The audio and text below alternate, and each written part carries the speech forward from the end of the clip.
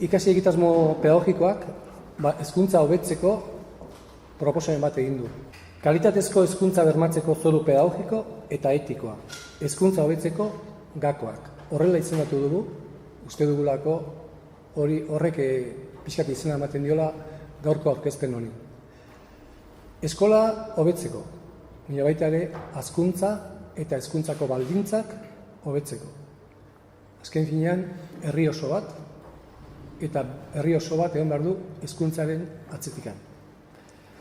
Heziketa ikuspegi hutsetik egindako hausnarketa da, ariketa libre bat izan da gure aldetik. Pentsatuz, belaunaldi berriak, beraientzako onena ze izan daiteke, eta gure alegina izan da, gerturatzea gureiko egin duken gizarte mota horta, ez? Etorkizuneko neskamuti hoientzat onena eta gizarte osoentzako onena. Eta horregatik, ariketa libre bat izan da, inongo baldintzarik gabe gure aldetik, eta honekin markatu nahi duguna da, gure ikuspegitik hildo bat, hezkuntza hildo bat, eta poliki-poliki oinarriak edo zoru bat finkatzen joan, edo proposatzen joan bestekin batera, ondorengo gizarte batentzako hezkuntza nolakoa izan daiteke.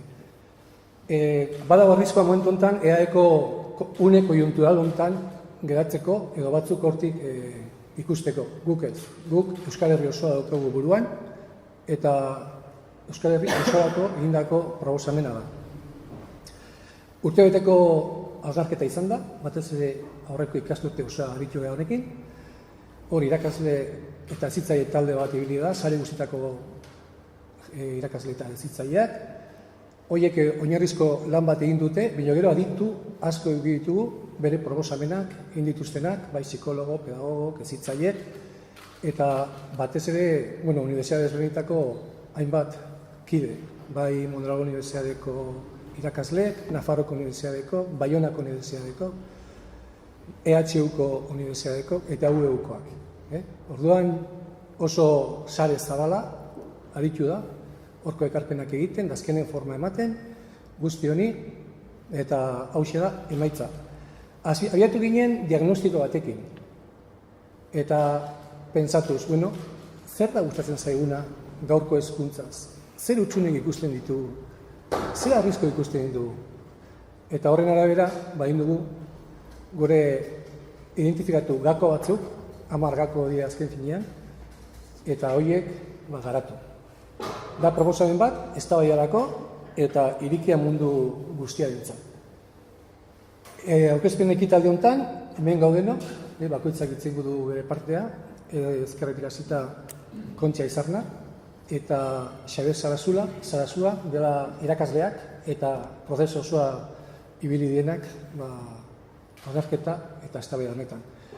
Gero Lorea gero etortzeko azan, baina gripe eta aukelata ditu du, eta orduan Jose Maria Agirretxek, herri zitzaileen parte hartzen dugulako denok elkarrekin, berak itzengo herri zitzaileen izenean. Nerea Altzola, Mondragon Unibertsitatetik, eta lehenengo urtetako aurren hezkuntza itzengo du, hezkuntza, zaintza, behar danaz. Gero Nora Salbotxek, aurrengo urtetan, eta Nafarroko Unibertsitatetik dator, Lehen Amaiurko eskolako zuzendari izan dako da, eta gero Lore Herriondo, Euskal Herriko Unibertsitateko irakaslea.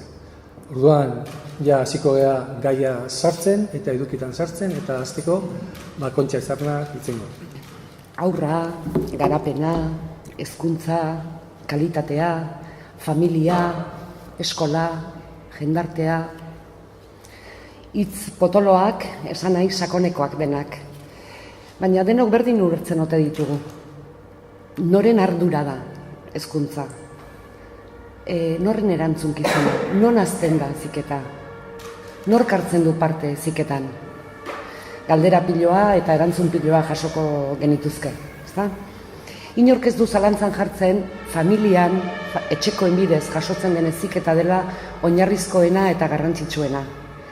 Horregatik, familiei lagundu egin behar zaie egoera egokiak izaten eta seme alaben hezkuntza eta hazkuntza ongi eraman dezaten.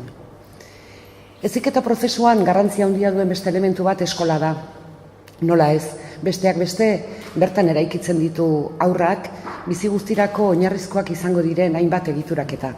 Baina azken urtetan, jendarten sortzen diren zailtasunak, erronkak eta arazoak direla eta, gure ustez, eskolari zama handisamarra jarri zaio. Ardura gehitxo eman ote diogun pentsatzen dugu, ezta? Gure ustez, askotan familiak egin ezin duen hori eskolak egin behar izaten du. Gizarteak ematen ez dituen erantzunak eskolak eman behar ditu.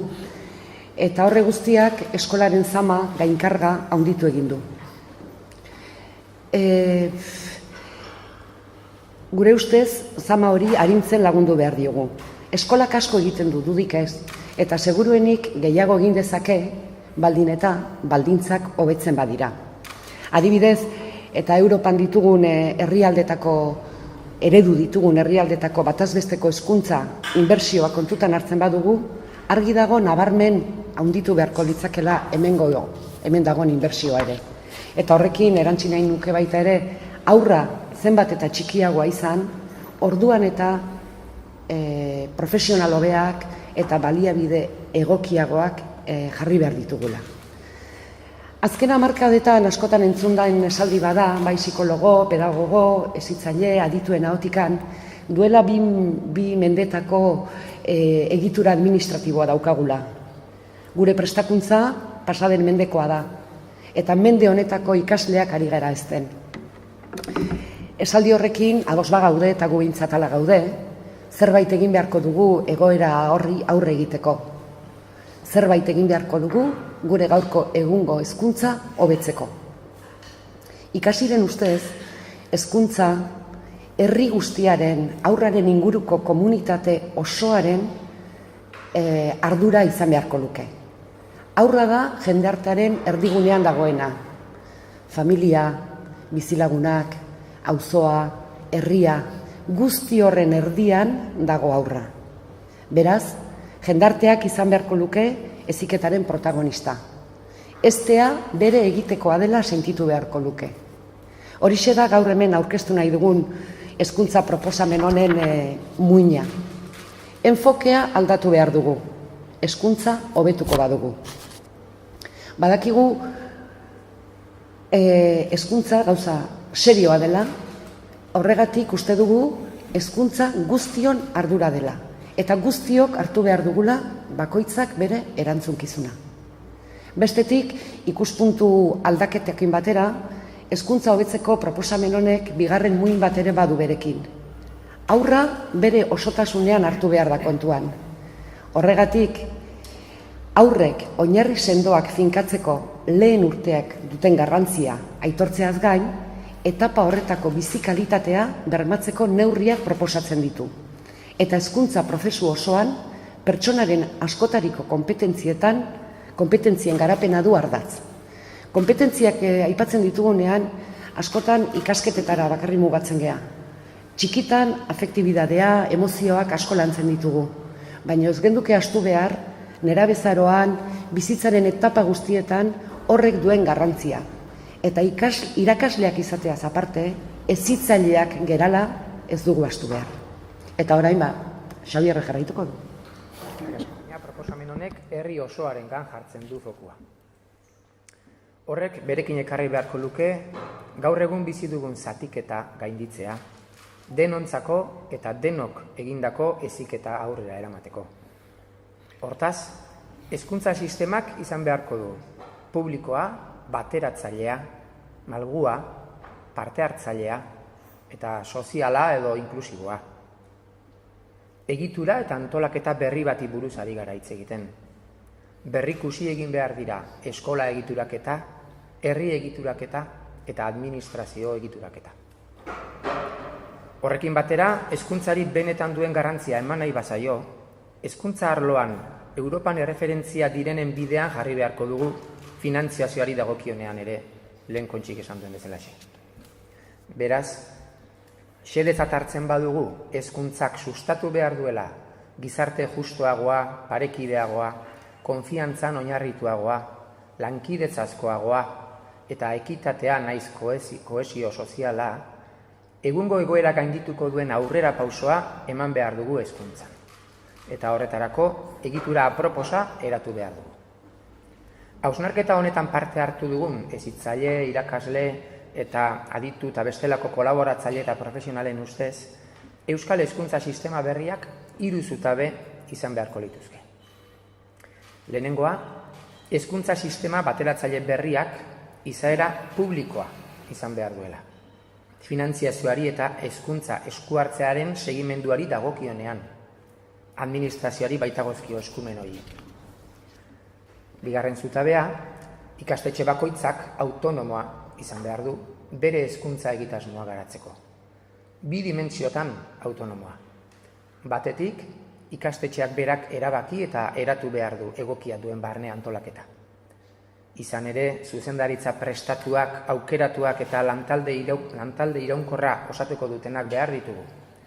Ikastetxearen lan molde eta hildo pedagogikoarekin bat datozen irakasle eta hezitzaile iraunkorrak ere behar ditugu.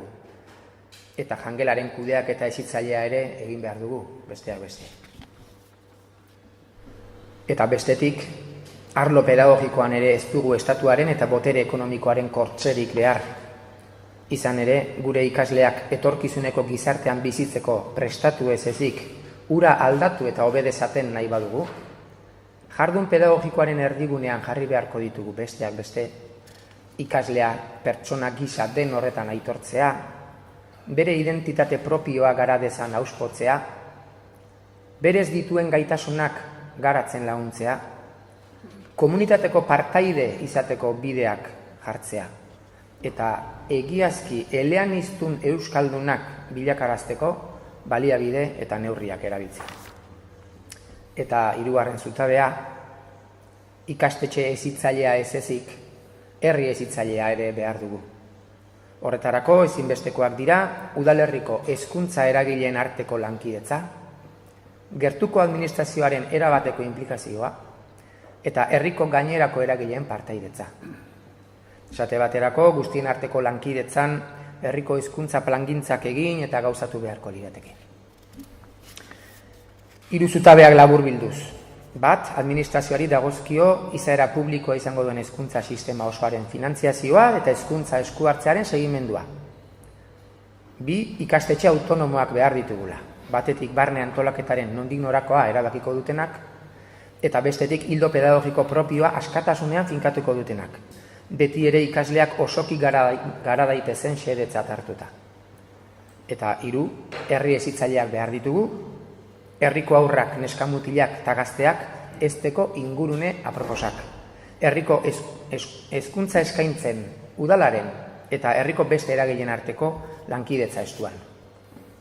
Eta honen bestez, Jose Mari, zure txanda.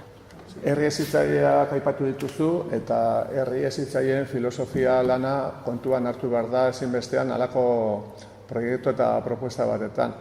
Denok jaiotzen garenetik hiltzen garen arte dauzkagu gaitasunak eta gabeziak. Daukagu zer eman eta zer jaso. Eta Euskal Herri eta mundu justuago bat, hobe bat nahi badugu, adin guztiak hartu eretu kontutan, genero guztiak, aniztasun funtzionalak, denak daukagu toki bat. Bai erabaki, eguneroko erabaki xumeetan eta baita erabaki potoletan ere.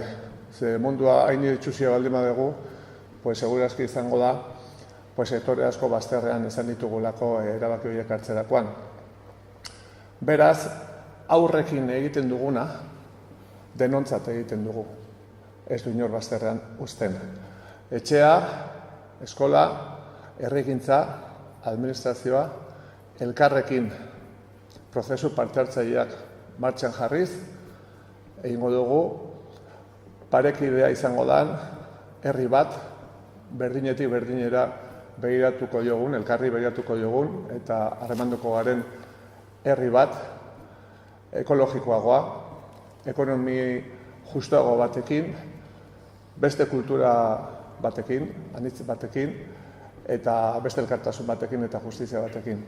Hau, nola ez, euskaraz, Euskal Herrian bizi garelako, eta txikitasunetik segurazki eta herri hezitzaileetatik aldatuko dugu ez bakarrik Euskal Herria, baita mundua bera ere. propuesta ere badalako munduari begira dagoena. Eta txikiok elkartasunean eta elkarrekin egingo dugulako beste mundu bat, koloretakoa, politagoa, gaur egun, zoritxarrez, ez dakoaguna. Orduan, haupa ere zitzaileak eta haupa gaurko propuesta hau. Dokumentuaren bigarren puntua egokitu zait, ez da aurreko oinarri sendua finkatzeko bizitzako lehen urten duten garrantziagatik, hainbat neurri hartzea. Hortan ni hiru punto azpimarratuko nituzke. Eta labur. Alde batetik, aste honetan pobreziaren astea, bizitzen ere gara, edo pobrezi aurkako astea, edo beto esan da, hainbat ekitaldi daude. Hortan, gure ustez, haur txikien hezkuntza ekitate edo justiziarako oinarrizko espazioa da. Pobreziaren aurkako neurriak edo desberdintasun sozioekonomikoen aurrean, Europako hezkuntza lehentasunen artean haur txikien kalitatezko hezkuntza eta atentzioa dago. Hainbat ikerketak, Europan, FOES informeak Espainian, edo OECD-ko dei urgenteak egiten ari dira gaiaren inguruan porrot eskolarra gutxitzeko, asmoarekin eta ondorioz marginaziotik hainbat gazte askatzeko. Osea, hezkuntza, kalitatezko hezkuntza, zerotik aurrera, komunitatean.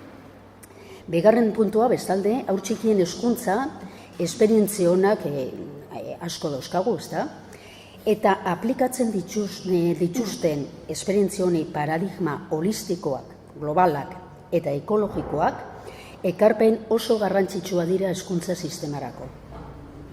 Adibidez, Damasio neurozientzialariak edo beste zientzialari batzuen ekarpenak kontutan hartzen baditugu, gizakiaren perspektiba asko ireki da. Eta dualismo kartesianotik edo kartesianoak indarra galtzen ari da. Haurra bere osotasunean, arrazionala eta emozion garapena. Hezkuntza simbolikoa, ez da, aspaldi Brunerrek lantzen zuna, ez da? Gertukoaren eta txikiaren garrantzia. Balio tradizional batzuen aldarrikapena, adibidez eskerrona, bestearekiko atentzioa, eskuzabaltasuna eta abar. Soseguaren potentzialitatea. Hitza eta isiltasunaren, ekintza eta deskantsuaren oreka eta abar, ikus ditzakegu praktikan haur txikien heziketan. Eta praktika hauek hezkuntza sistemaren iturri baliogarriak bihur daitezke. Eta hirugarren puntua azpimarratuko nukena da, zuik aipatu dozuen, ez da, hezkuntza komunitatearen garrantzia. Honen eragina inork ez du zalantzan jartzen, baina praktikatzea beste gauza bada, eta eraikitzea. Haur txikiekin, esan genezake, behartuta gaudela elkar lana egiten. Alde batetik, hezitzaileen edo hezitzaileek koordinazio handia behar dute haien artean, eta hezitzaileen eta familiarekin harreman hori sendua izen behar dela derrigorrezkoa da. Lorik ez du egin, gaur pozik egon da, asko gustatzen zaio hau, eta abar, ez da. Eta bestetik hirian, auzoan, espazio aproposak izan behar ditugu aurren beharrak nabaria dira eta. Hene ustez, edo guri ustez, ez da, hezkuntza sistemaren beste etapetan ikasi dezakegu praktikoetatik. Hortan bukatzeko esango genuke, haur txikien hezkuntzak bere garrantziarekin, ez da, eta holistiko paradigma horretatik, bi funtzio garrantzitsu dituela. Funtzio hezitzailea eta funtzio politikoa. Hortan, norari pasatzen diote hitza, Ados, niri proposamenaren hirugarren zutabea edo ardatza transmititzea edo egokitu zait. Beraz, oinarrizko hezkuntza osoa pertsonaren askotariko konpetentzien garapenari zuzenduta egon beharko lukela esaten duen edo jasotzen duen lerro hori litzateke. Nerabezaroa gertutik jarraitu beharreko aroa izaki edo aroa dela aitortuz. Jakinen duzuenez, 1986an, UNESCO egindako proposamen baten ondorioz, hezkuntzak altxor bat dakar bere baitan edo delako proposamen horren ondorioz, gaitasunei buruz hitz egiten hasten gara markatu hezkuntzan, eta gaitasunak nolabait ere laburbildu, txosten honetan ere jasotzen da, ze gaitasun garatu beharko lirateke oinarrizko hezkuntza horretan, izan, jakin, egiten jakin eta elkarbizitzen jakin, ez dela. Izan, baina izan, nolako izan bat nahi dugu. Oinarrizko hezkuntza osoan zehar, alderdi ororen garapena ahalbideratuko duen izan bat beharko du, ez? Eta ondorioz, izan ezagutza bai, baina izan ere emozio, izan etiko eta izan sozial bat. Pertsona edo jende gure osotasunean egiten baikara. Izan beraz ahaldun du, sortzaile, kritiko, ekintzaile, buru jabe, izan subjektu aktibo, izan subjektu politiko, olako izan bat aldarrikatzen dugu. Jakin, bigarren kompetentzia edo gaitasun bat, baina zer jakin, ez? Zer jakin, gu proposatzen dugu espezializazioa, zatiketa, ikasgai aniztasuna gaindituko duen eredu hezitzaile bat behar dugula, ez? Meta ikasgaia edo meta disiplinera joango den proposamen bat edo hori iparrorratz izanen duen proposamen bat. Beraz, konplexutasunari beldurrik ez dion proposamen bat, horrei heldu behar zaio. Jakintzak txikitzen, soiltzen, puskatzen dituen, banatzen dituen eredu horretatik urrunduz edo. Bai? Jakin beraz konplexu bat, bizi bat, zinezko bat, aberats bat. Egiten jakin, baina nola egin nahi dugu hori, ez? Jolasari bere izaera hezitzailea aitortuz, hasteko eta behin, eta gero bizitza errealarekin, jendarte zein hezkuntza testuinguruekin lotuz, hizkuntza praktikak, errepresentazio kolektiboak, zientzien garapena, une historikoa eta bar kontuan hartuko dituen eredu batean. Bizitza nolabait ere bizitzari lotuz, ez? Edo eskolan egiten dugun bizitza artifizial hori edo benetazko zinezko bizitzari lotuz edo. Horrek esan nahi du, ohiko ikasgai horietaz gain, askoz ere gehiago sakondu beharko litzatekela gorputz heziketan, filosofian, antzerkian, bertsolaritzan, musikan, plastikan, kantetan, dantzan, poesian, oratorian, horiek landu beharko lirateke, izan ere emozioen kudeaketa osasuntsu baterako tresna egokiak direla uste baitu. Eta elkarbizitzen jakin, harreman horizontal ez bortitzetan oinarritutako elkarbizitza bat behar dugu, ekitatea eta berdintasuna helburu. Komunikazio eskema lineal, transmisibo, ohiko, ez, emale hartzaile eskema hori gainditzen duen komunikazio eredu bateri lotuz.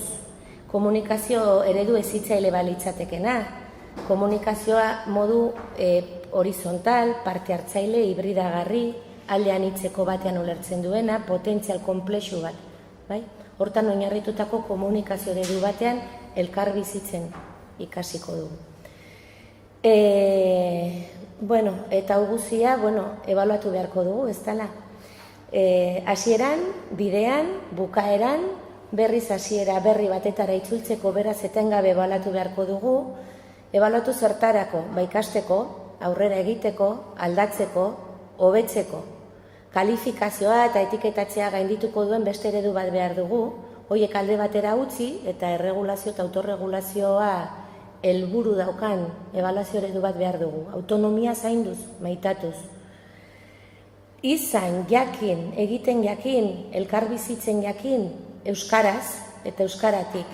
Eta oinarrizko hezkuntza osoan, hezkuntza oso bat eskaintzen baldin badugu, horren ondorioz agian ere euskararentzako hariko gara. Eta nik orain lore eritza emanen dit. Eta guztia, orain arte aipatu dugun guztia, nola egingo deu? Egingo deu, irakasleen eta hezitzaileen laguntzarekin, gidarekin.